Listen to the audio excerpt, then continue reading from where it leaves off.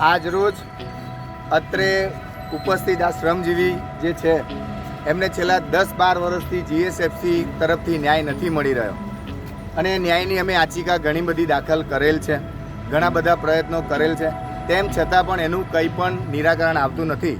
તેના સંદર્ભની અંદર અમે અને અમારા આ શ્રમજીવી જે છે એ ગુજરાત સ્ટેટ ફર્ટિલાઇઝર સામે ગાંધી ચિંધ્યા માર્ગે આંદોલન કરવા અમે જઈ રહ્યા છે. અમારી મુખ્ય રજૂઆત એ જ છે કે જીએસએફસીને કોર્ટનો હુકમ છે. આ શ્રમજીવી લોકોનો 2015થી કોર્ટમાં કેસ ચાલુ છે. એનો એક વચગાળાનો હુકમ એવો છે 2017ના રોજ કે જ્યાં સુધી કોઈ નવો ચુકાદો ના આવે ત્યાં સુધી આ શ્રમજીવીઓનો પગાર ધોરણ ચાલુ રહેવું જોઈએ.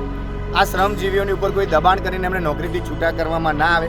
તેમ છતાં પણ જીએસએફસી આ કોર્ટનું ઉલ્લંઘન કરી રહી છે કાયદાનું અને ફેબ્રુઆરી 2025થી આમનો પગાર સદંતર બંધ છે. તો આ શ્રમજીવીઓનું ગુજરાન કેવી રીતના ચાલશે?